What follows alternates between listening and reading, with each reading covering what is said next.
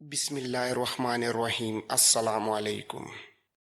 وہاں طریف بن مالک کو تنہا پا کر اس کے لیے بھی حالات سخت کر دیں گے۔ پھر طارق بن زیاد اور مخیث کا رخ کیا جائے گا، اور ان حالات میں ان دونوں کو کھلے میدانوں میں شکست دینا ہمارے لیے نہ زیادہ مشکل رہے گا اور نہ ہی زیادہ تکلیف دہ۔ یہاں تک کہہ کر مخبر خاموش ہو گیا۔ مخبر کی یہ خوشکن خبریں سن کر تدمیر کے چہرے پر اطمینان اور شیریں سکون پھیل گیا۔ اس کی آنکھوں میں جنونی خفقانی اور جلال و ستود سے بھرپور جذبے انگڑائیاں لینے لگے۔ غم کی کدورت اس کے باطن میں رقص کر رہی تھی، مگر لبوں پر مسکراہٹ ایسی تھی جیسے ان خبروں نے اس کے دل میں امید، وصال اور فتح کا چراغ روشن کر دیا ہو۔ تھوڑی دیر تک تدمیر اسی کیفیت میں بیٹھا سوچتا رہا، پھر اس نے مخبر کی طرف دیکھا اور کہا، اے ہسپانیہ کے خوشکن مخبر، تم نے یہ خبریں دے کر میرے دل خوش کر دیا ہے۔ اب ہم مسلمانوں پر شبخون نہیں ماریں گے۔ اب جب کہ مسلمانوں کا لشکر 4 حصوں میں تقسیم ہو چکا ہے، ہم کھلے میدان میں مرثیہ شہر میں باہر پڑاؤ کرنے والے ان کے لشکر پر حملہ کریں گے، اور جس طرح کوئی خونخوار طاقت کسی شہر کی اینٹ سے اینٹ بجا دیتی ہے، اسی طرح ہم مسلمانوں کے اس لشکر کو ان ہی کے خون میں نہلا کر رکھ دیں گے۔ دوپہر ہونے والی ہے، تھوڑی ہی دیر میں ہم اپنے لشکر کے ساتھ مرثیہ شہر سے باہر نکلیں گے اور مسلمانوں پر حملہ آور ہوں گے۔ پھر وقت، فضائیں اور زمانہ خود دیکھے گا کہ ہم اس لشکر کی کیسی عبرتناک حالت کرتے ہیں۔ سنو اے میرے وفادار مخبر اور میرے سامنے بیٹھے ہوئے تمام رفیقوں اور ارائکینوں، میں تم سب کو یقین دلاتا ہوں کہ آج دوپہر کے بعد مسلمانوں کے لشکر پر حملہ کر کے ہم ان کی حمیت، ہیبت اور ان کی شناخت بدل کر رکھ دیں گے۔ آج دن کی روشنی میں ہم مسلمانوں پر ٹوٹ پڑیں گے اور ان کے تمام رزم و ریحان، اعمال و افعال، ان کی جرأت مندی اور دلیری کو ایسا سیاہ کر دیں گے جیسے گناہگاروں کا اعمال نامہ ہو۔ سنو مخبر، آج کا دن مسلمانوں کے لیے انتہائی منحوس ثابت ہوگا۔ شہر کے باہر کھلے میدانوں میں ہم انہیں ست و پامال کر کر رکھ دیں گے۔ اب تم جا سکتے ہو تاکہ میں لشکر کو تیار کرنے کا کام شروع کر سکوں۔ یہ کہتے ہی وہ مخبر تدمیر کے سامنے سے نکل گیا۔ دوپہر کے بعد اسپین کا سپہ سالار تدمیر خونخواری کے ساتھ مرثیہ شہر سے اپنے لشکر کو لے کر مسلمانوں پر حملہ آور ہونے کے لیے نکل پڑا۔ دوسری طرف عبداللہ نے شہر کے دروازے کے قریب ہی سے دشمن کے لشکر کو نکلتے دیکھ لیا۔ اس نے فوراً اپنے مجاہدین کو جنگ کے لیے تیار کر لیا۔ تدمیر پر مسلمانوں کی کم تعداد کا ایسا نشہ سوار ہو چکا تھا کہ اس نے اپنے لشکر کو کسی خاص ترتیب میں لانے کی بھی ضرورت محسوس نہ کی۔ وہ اجاڑ غاروں کی ویرانی کی طرح بکھرا ہوا اپنے ساتھیوں سمیت حملے کے لیے آگے بڑھا۔ اس کے لشکری بیانک انداز میں تیز لہجے اور کرغت آوازوں میں نعرے بلند کرتے، شور مچاتے ہوئے آگے بڑھے۔ مسلمانوں کے قریب پہنچ کر تدمیر نے اپنے گھوڑوں کو ایڑی لگائی، پھر پیچھے مڑ کر خونخوار آواز میں اپنے لشکریوں کو مخاطب کرتے ہوئے بلند آواز میں کہا، سنو میرے ساتھیوں، آج کے دن ان مسلمانوں پر ایسا حملہ کرو کہ وادی رباطہ کے تمام نقصانات کا انتقام لے لیا جائے اور انہیں ہلاکت کے ورطے میں جونک دیا جائے۔ تدمیر کے احکامات کے جواب میں اس کے لشکری خونخوار انداز میں چیختے، للکارتے اور نیزے لہراتے ہوئے پوری درندگی کے ساتھ مسلمانوں پر ٹوٹ پڑے۔ عبداللہ نے غیر معمولی جرأت مندی کا مظاہرہ کرتے ہوئے اپنے لشکر کی صفوں کو سنبھالا اور دشمن کے پہلے ہی حملے کو مکمل طور پر روک لیا۔ اس نے جارحیت اختیار کرنے کی بجائے اپنے مجاہدین کو دفاع تک محدود رکھا اور واضح حکم دیا کہ صرف تدمیر کے حملوں کو روکا جائے۔ جب تدمیر نے دیکھا کہ مسلمانوں کا سالار اپنے لشکر کو محض دفاع تک محدود رکھے ہوئے ہے تو اس کے دل میں غرور اور بھی بڑھ گیا اور یوں تدمیر کے حوصلے اور بھی بلند ہو گئے۔ اس نے بڑی تیزی سے اپنے لشکر کو پھیلاتے ہوئے مسلمانوں کو ایک طرح سے محاصرے میں لینے کی کوشش شروع کر دی۔ عبداللہ تدمیر کی اس سازش کو فوراً بھانپ گیا، چنانچہ وہ اپنے لشکر کو دفاع میں رکھتے ہوئے بدتدریج پیچھے ہٹنے لگا تاکہ دشمن مسلمانوں کا گھیرا تنگ نہ کر سکے۔ دشمن کی جارحانہ یلغار اور مسلمانوں کی منظم دفاعی جنگ کو ابھی زیادہ دیر نہیں گزری تھی کہ بائیں جانب کچھ فاصلے پر یوں دھول اٹھتی دکھائی دی جیسے کوئی تازہ دم لشکر میدان جنگ میں داخل ہونے والا ہو۔ لمحوں بعد جب گرد کے بادل چھٹے تو سب نے دیکھا کہ اس دھول کے اندر سے ایک لشکر نمودار ہو رہا تھا۔ یہ منظر دیکھتے ہی عبداللہ اور اس کے لشکریوں کے چہرے کھل اٹھے، کیونکہ اس آنے والے لشکر کے آگے امیر طریف بن مالک اپنے گھوڑے کو ایڑی لگاتا بجلی کی سی تیزی کے ساتھ میدان جنگ کی طرف بڑھ رہا تھا۔ یہ سماعت دیکھ کر عبداللہ کے لبوں پر دبی ہوئی مسکراہٹ پھیل گئی۔ وہ لڑتے لڑتے ذرا بائیں جانب ہٹا اور بلند آواز میں اپنے لشکریوں کو مخاطب کر کے کہا، سنو میرے ساتھیوں، میدان جنگ میں یہ نہ سمجھو کہ ہمارا کوئی مددگار نہیں۔ سب سے پہلے ہمارا خدا جو ہر خطا سے پاک اور ہر عیب سے مبرہ ہے، وہی ہمارا مالک اور مددگار ہے۔ لیکن اے میرے ساتھیوں، ذرا نگاہیں اٹھا کر بائیں جانب دیکھو، امیر طریف بن مالک ہماری مدد کو پہنچ چکے ہیں۔ بس تھوڑی ہی دیر میں وہ اس میدان میں کود پڑیں گے اور جیسے ہی وہ جنگ میں شریک ہوں گے تم دیکھو گے کہ ہم دفاع سے نکل کر جارحیت اختیار کر لیں گے اور دشمن کو دھکیلتے ہوئے شہر کے اندر محصور ہونے پر مجبور کر دیں گے۔ عبداللہ کے یہ الفاظ سنتے ہی اس کے لشکریوں کے دلوں میں خوشی اور اطمینان کی لہر دوڑ گئی۔ وہ پہلے سے کہیں زیادہ جوش اور ولولے کے ساتھ دشمن پر ٹوٹ پڑے۔ ان کے حملوں میں تازہ زیتون جیسی تازگی اور ایمان کی حرارت تھی، گویا وہ یہ ثابت کر رہے ہوں کہ نہ ان میں ہمت کی کمی ہے اور نہ حوصلوں کی شکست۔ طریف بن مالک آن کی آن میں جذبوں سے بلند، نئے افقوں کی متلاشی اور نئی دنیا کی جستجو میں نکلے ہوئے کسی شیر دل مرد مجاہد کی طرح پروردگار کی حمد اور اس کی نصرت کے گیت گاتا ہوا اپنے لشکر کے ساتھ میدان جنگ میں آن اترا۔ اس کا حملہ ناقابل روک، ناقابل انکار اور قضائے الہی کی معیشت ایزدی جیسا تھا۔ وہ مردانہ وار دشمن کے لشکریوں پر ٹوٹ پڑا اور اپنے وار سے ان کے دلوں میں خوف اور میدان میں دل خراش صدائیں بکھیرتا چلا گیا۔ یوں طریف بن مالک نے اپنے سامنے آنے والے تدمیر کے دستوں کی ساری وحدت و جمال کو پامال کر ڈالا۔ اس نے ان پر فقدان ذوق اور جرأت کا ایسا سایہ طاری کیا کہ وہ نور سحر اور سورج کی پھیلتی ہوئی روشنی کی مانند دشمن کے اندر گھستا چلا گیا۔ یوں طریف بن مالک ایک روشن تاک کی طرح دشمن کے بیچ جا اترا، ان کی ساری دلیری کو دھوکے میں بدلتا اور ان کی جرأت مندی کو کمزوری میں تبدیل کرتا ہوا انہیں اپنے سامنے اطاعت اور پسپائی پر مجبور کرنے لگا۔ کچھ ہی دیر پہلے تدمیر مسلمانوں کے لشکر کو محاصرے میں لینے کے خواب دیکھ رہا تھا، مگر اب طریف بن مالک کی آمد نے اس کے منصوبے بدل دیے۔ اس نے اپنے لشکر کی صفوں کو سمیٹ کر متحد اور منظم کیا، محاصرے کا ارادہ ترک کر دیا اور صرف ایک ہی عزم دل میں بٹھا لیا کہ وہ مسلمانوں کو اسی میدان میں شکست دے کر بھاگنے پر مجبور کر دے گا۔ اس کے حوصلے اب بھی بلند تھے، اس لیے کہ طریف بن مالک اور اس کے لشکریوں کے آ جانے کے باوجود تدمیر کے پاس موجود لشکر تعداد میں مسلمانوں سے 10 گنا سے بھی زیادہ تھا۔ اسی عددی برتری کی وجہ سے وہ زیادہ فکر مند نہیں تھا اور اسے یقین تھا کہ وہ میدان جنگ میں مسلمانوں کو شکست سے دوچار کر کے رہے گا۔ لیکن دوسری طرف طریف بن مالک کی آمد نے مسلمانوں کے لشکر میں ایک نئی روح، ولولہ اور ایک ایسی تبدیلی پیدا کر دی تھی جو آنے والے لمحوں میں پورے میدان کا نقشہ بدل دینے والی تھی۔ اس سے پہلے مسلمان لشکری عبداللہ کی سرکردگی میں صرف دفاع تک محدود تھے، مگر طریف بن مالک کی آمد کے ساتھ ہی اسلامی لشکر نے دفاعی حصار توڑ دیا اور جارحیت پر اتر آیا۔ اب دونوں طرف کے لشکری خونخوار انداز میں ایک دوسرے پر ٹوٹ پڑے تھے، ہر کوئی دوسرے کو زیر اور مغلوب کرنے کے در پہ تھا۔ جنگ جب اپنے عروج پر تھی تو اسلامی لشکر میں ان کے 2 مخبر داخل ہوئے۔ انہوں نے طریف بن مالک اور عبداللہ کو یہ خوشخبری دی کہ تھوڑی ہی دیر میں طارق بن زیاد اور مخیز بھی مرثیہ شہر سے نکل کر میدان جنگ میں پہنچنے والے ہیں۔ یہ خبر آن کی آن پورے لشکر میں پھیل گئی، جس کے باعث مسلمان لشکریوں کے حوصلے پہلے سے کہیں زیادہ بلند ہو گئے۔ وہ سر ہتھیلی پر رکھے دشمن کی صفوں میں گھس جانے کی کوشش کرنے لگے۔ ابھی کچھ ہی وقت گزرا تھا کہ مرثیہ شہر کے باہر ایک انقلاب کے آثار نمایاں ہونے لگے۔ دائیں جانب سے طارق بن زیاد اور مخیز کا لشکر نمودار ہوا۔ خود طارق بن زیاد اس لشکر کی قیادت اور رہنمائی کرتا ہوا بڑی دلیری سے میدان جنگ کی طرف بڑھ رہا تھا۔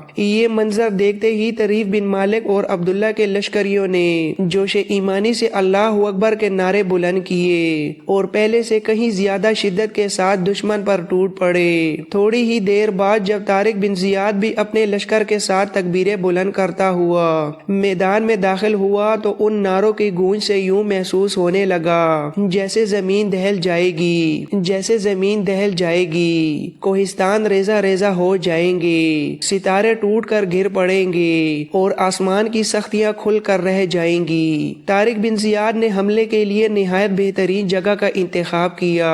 وہ دشمن کی پشت کی جانب سے شہر کے دروازے کے قریب سے ہوتا ہوا تدمیر کے لشکر پر ماہی گیروں کے ترشول کی مانند ٹوٹ پڑا۔ اس اچانک اور فیصلہ کن حملے نے میدان جنگ میں ایک طوفان برپا کر دیا۔ طارق بن زیاد اپنے لشکر کے ساتھ ایک عجیب ترتیب اور غیر معمولی حکمت عملی کے تحت آگے بڑھا۔ اس کے حملوں نے دشمن کی ساری شرارت ویرانی کو غم، ذلت اور حماقت میں بدلنا شروع کر دیا۔ تدمیر کو یہ خبر بھی مل چکی تھی کہ طارق بن زیاد اپنے لشکر کے ساتھ میدان میں پہنچ گیا ہے اور اس نے اس کے لشکر کی پشت پر کاری ضرب لگا دی ہے، مگر اپنے لشکریوں کے حوصلے بلند رکھنے کے لیے وہ سانپ کی طرح پھنکارتا ہوا مسلسل حملہ آور ہو رہا تھا۔ نئے نئے کانٹے اور پھندے استعمال کرتے ہوئے وہ لمحہ بلمحہ غضب اور طوفان کی صورت اختیار کرتا جا رہا تھا تاکہ مسلمانوں پر تھکن، اضطراب اور کمزوری طاری کر دے، لیکن اس کی ہر کوشش ناکام ہوتی چلی گئی، اس لیے کہ طارق بن زیاد، طریف بن مالک، عبداللہ اور مخیث نے اس کے کسی بھی حربے کو کامیاب نہ ہونے دیا۔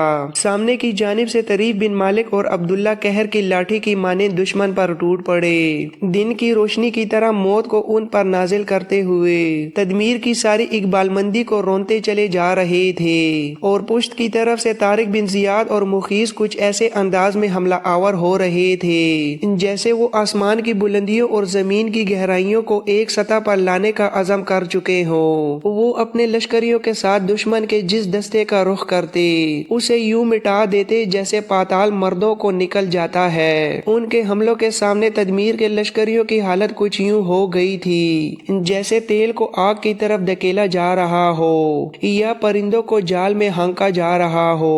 مجموعی طور پر اسلامی لشکر ایک محکوم برج کی صورت اختیار کر چکا تھا جس نے دشمن کی ہڈیوں تک میں خوف اور لرزہ اتار دیا تھا۔ اب تدمیر اور اس کے لشکریوں کی حالت ایک اجڑی اور مسمار شدہ بستی جیسی ہو چکی تھی، اڑتے پھرتے بے آشیانہ پرندوں کی مانند اور انگاروں پر رکھے کوئلوں کی طرح جو ہر لمحہ بجھنے کے قریب تھے۔ مرثیہ شہر کے باہر جنگ پوری شدت کے ساتھ جاری تھی۔ طارق بن زیاد اور طریف بن مالک کی رہنمائی میں مسلمان مجاہد قہر کے سیلاب اور ایسی بے خبار روشنی کی مانند دشمن کے لشکر کے اندر دنسے چلے جا رہے تھے۔ وہ دشمن کے باطل خیالات کو کمہار کے برتن کی طرح چکنا چور کرتے ہوئے ان کے باطن میں چھپی ہوئی شرارتوں کو اپنی صداقت اور راستی کے سامنے رونتے جا رہے تھے۔ آہستہ آہستہ تدمیر کے لشکریوں کے فتح مندی کے نعرے مغلوب اور شکست خوردہ فریادوں میں بدلنے لگے۔ یہ دیکھتے ہی ہسپانیہ کے لشکر کا سالار تدمیر اپنے گھوڑے کو ایڑی لگا کر ایک قدرے بلند مقام پر جا پہنچا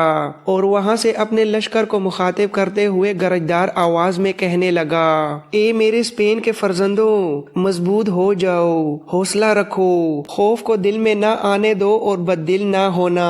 یہ مسلمان اب ہمارے سامنے چند گھڑیوں کے مہمان ہیں، انہیں آگ کا ایندھن بنا دو اور حالت اس پرندے کی مانند کر دو جو اپنی زمین میں آ کر اپنے گھونسلے سے بھٹک گیا ہو۔ سنو ہسپانیہ کی بلند کردار نسل کے فرزندوں اور اسپین کے سرماؤں کی اولادوں، ان مسلمانوں پر اس ریچھ کی طرح ٹوٹ پڑو جو شکار کا طلبگار ہو۔ یہ تمہاری زمین میں کانٹوں کی جگہ صنوبر اور جھاڑیوں کی جگہ دیودار کے درخت اگانے کا خواب دیکھ رہے ہیں۔ ظلم کا عصا بن جاؤ، قہر شدید بن کر ان پر ٹوٹ پڑو، اور جس طرح روشنی اندھیروں اور تیرگی کو کھدیڑ کر رکھ دیتی ہے تم بھی ان کی حالت بیابانوں کے ویرانوں جیسی بنا دو۔ یہ کہہ کر تدمیر خاموش ہو گیا۔ تدمیر کی اس للکار پر اسپین کے لشکری بڑی تیزی اور خونخواری کے ساتھ حملہ آور ہو گئے، مگر مسلمان مجاہدوں نے بھی جواب میں اپنے حملوں میں ایسی شدت پیدا کر دی کہ دشمن کی ہڈیوں تک میں بے قراری بھر گئی۔ وہ چاروں طرف موت کی خاک اڑاتے ہوئے اسپینی لشکر پر ٹوٹ پڑے۔ مسلمانوں نے دشمن کی ساری قوت قوت، طاقت، تجربہ اور ساری مہارت اس طرح روند کر رکھ دی جیسے خشک مٹی کے ٹھیکرے پاؤں تلے آ جائیں۔ کچھ دیر تک میدان میں گھمسان کی جنگ جاری رہی، تلواریں چمکتی رہیں، لاشیں گرتی رہیں اور فضا نعرے تکبیر اور چیخوں سے لرزتی رہی۔ اس دوران تدمیر کے لشکر میں مکمل طور پر افراتفری مچ چکی تھی۔ اس کے سپاہی اگلی صفیں چھوڑ کر پیچھے کی طرف بھاگنے لگے، جس کا نتیجہ یہ نکلا کہ پچھلی صفوں کی ترتیب بھی ٹوٹ پھوٹ کا شکار ہو گئی۔ ہر طرف بگدڑ، چیخ و پکار اور موت کا سایہ منڈلا رہا تھا۔ یہ منظر دیکھتے ہی طارق بن زیاد اور طریف بن مالک نے اپنے حملوں میں اور زیادہ جوش پیدا کر دیا۔ وہ بلند آواز میں تکبیریں کہتے ہوئے اس طرح دشمن پر ٹوٹ پڑے جیسے آسمان سے برستی ہوئی موسلادھار بارش اچانک آ جائے۔ اب تدمیر کے لشکری مکمل طور پر حواس باختہ ہو چکے تھے۔ وہ جان بچانے کے لیے اندھادھند بھاگ رہے تھے اور مسلمان مجاہد ان کا پیچھا کرتے ہوئے ان پر قہر بن کر ٹوٹ رہے تھے۔ مسلمانوں نے تدمیر کے لشکر کو مکمل طور پر تباہ و برباد کر دیا۔ بہت ہی کم سپاہی اپنی جان بچا کر فرار ہونے میں کامیاب ہو سکے۔ اسی ہنگامے میں ایک جان باز مجاہد نے تدمیر کو زندہ گرفتار کر لیا اور رسیوں میں جکڑ کر اسے کھینچتا ہوا طارق بن زیاد اور طریف بن مالک کی طرف لے آیا۔ جب تدمیر کو طارق بن زیاد کے سامنے پیش کیا گیا تو اس وقت طریف بن مالک بھی ان کے پہلو میں کھڑا تھا۔ دونوں نے چند لمحے خاموشی سے تدمیر کو غور سے دیکھا، وہی تدمیر جو کچھ دیر پہلے غرور اور طاقت کا پیکر بنا کھڑا تھا اب شکست، ذلت اور بے بسی کی تصویر بن چکا تھا۔ پھر طارق بن زیاد نے اسے مخاطب کرتے ہوئے کہا، اے تدمیر، تو نے دیکھ لیا کہ میرے مجاہدوں نے تیری بدی، غرور اور تیری طاقت کی ساری دھول کو کس طرح حق کی روشنی میں بدل دیا ہے۔ اے تدمیر، یہ آسمان میرے رب کے جلال کی نشانی ہے، یہ ہوائیں اس کی قدرت کی دستکاری ہے اور یہ زمین اسی کی خدائی ہے۔ ہم اسی خدا کا نام بلند کرتے ہوئے حملہ آور ہوتے ہیں اور اسی کے بھروسے اپنے دشمنوں کو پاش پاش کر دیتے ہیں۔ اے تدمیر، تو نے دیکھا کہ تیری فوج تعداد میں ہمارے لشکر سے کئی گنا زیادہ تھی، پھر بھی ہم نے مرثیہ کے میدانوں میں تجھے بدترین شکست سے دوچار کر دیا۔ یہ اس لیے ہوا کہ ہم اخلاص کے ساتھ اپنے ایک خدا کو پکارتے ہیں، اسی کو اپنا کارساز مانتے ہیں، وہی جو ہر شے کا مالک اور خالق ہے۔ طارق بن زیاد کی یہ باتیں سن کر تدمیر کی گردن جھک گئی۔ غرور اور تکبر کی جگہ عاجزی اور شکست خوردہ آواز میں بولا، اے مسلمانوں کے عظیم سالار، وادی رباطہ میں ہمارے شہنشاہ رازری کی شکست، پھر سدونا میں پسپائی اور اب یہاں مرثیہ میں میری لگاتار شکستوں نے مجھ پر بہت سی حقیقتیں آشکار کر دی ہے۔ اے امیر، ان جنگوں کے دوران میں نے ایک تلخ مگر روشن حقیقت کو پہچانا ہے۔ میں خطاکاروں کے ایک ایسے گروہ کی قیادت کرتا رہا جو بے دینی اور گمراہی کے سیلاب میں بہتا چلا جا رہا تھا۔ ان معرکوں کے دوران میں نے بارہا عاجزی اور انکساری کے ساتھ گڑ گڑاتے ہوئے دعا مانگی، اے خداوند، میری فریاد سن اور میرا انصاف کر، مگر میری کسی دعا کو قبولیت نصیب نہ ہوئی اور آپ کے لشکری ہمارے سپاہیوں پر اولوں اور انگاروں کی مانند برستے رہے۔ ایسا محسوس ہوتا تھا جیسے ان کے بازوؤں کو پر لگ گئے ہو، جیسے وہ زندگی کی شادابی چھین لینے اور جنگلوں کو بے برگ کر دینے کا ہنر بخوبی جانتے ہو۔ اے امیر، میری تمام دعائیں بے اثر رہیں اور آپ کے لشکر نے ہر میدان جنگ میں ہسپانیہ کے سپاہیوں کی حالت ٹوٹے ہوئے برتن کی طرح کر دی۔ آپ کی لگاتار فتوحات نے مجھ پر یہ حقیقت آشکار کر دی ہے کہ آپ سچائی، حق اور راستی کے علمبردار ہیں، جبکہ ہم بدی، تعصب اور معیشت کے اندھیروں میں ڈوبے ہوئے تھے۔ آپ کے مجاہدین ایک زندہ دینی روح اور انقلابی شعور کے ساتھ میدان میں اترتے رہے، اپنے جذبہ جہاد کو سامنے رکھ کر جانوں کے نذرانے پیش کرتے رہے، اور اس کے برعکس ہم وہ بدی اپنے کندھوں پر اٹھائے ہوئے میدان جنگ میں آتے رہے جس نے ہمیں اندر سے کھوکھلا کر دیا تھا۔ یہی وجہ ہے کہ ہمیں ہر معرکے میں شکست، ذلت اور ہزیمت کا سامنا کرنا پڑا۔